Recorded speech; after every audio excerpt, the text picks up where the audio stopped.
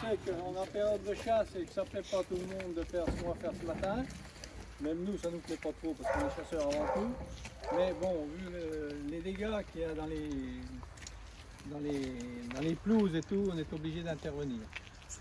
Donc il y a une quinzaine de sangliers qui sont dans le secteur, qui sont dans le secteur sous les maisons, la Beurre-d'Olé qu'on appelle ça, et qui font des dégâts aussi chez M. Bouchot.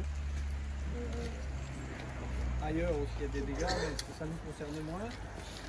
Donc le but c'est quand même, bien sûr, de les tirer, mais de les repousser dans un secteur où les gens puissent chasser. Parce que là c'est inchassable.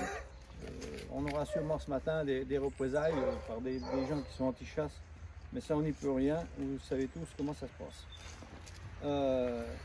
Donc je vais vous donner des consignes de tir, hein, donc, pour les poster, port du baudrier orange obligatoire. La casquette ne suffit plus, d'ailleurs à la chasse c'est pareil, hein. La casquette c'est insuffisant maintenant, avec le nouveau schéma départemental,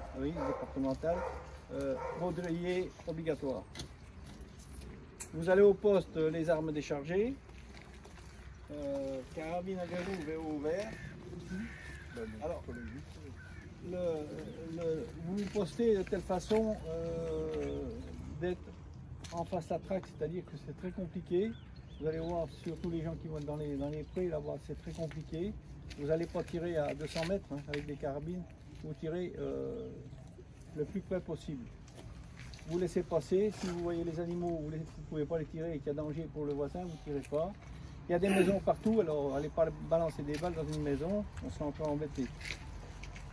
Donc, tir obligatoire à balles, sauf certains postes où j'autoriserai le tir à plomb. Donc, tir du chevreuil renard interdit, on n'est pas là pour chasser des renards ni des chevreuils. Le nombre d'animaux à prélever sans limite. Qualitatif, on tire tout. Si vous blessez un animal, donc vous repérez bien votre tir, où vous allez tirer. S'il y a un animal blessé, soit les traqueurs iront voir. Si on n'arrive pas à retrouver, on appellera un chien de sang, parce qu'on n'a pas le droit de laisser un animal non plus dans la nature blessé. Alors pour les traqueurs, donc on en parlera après.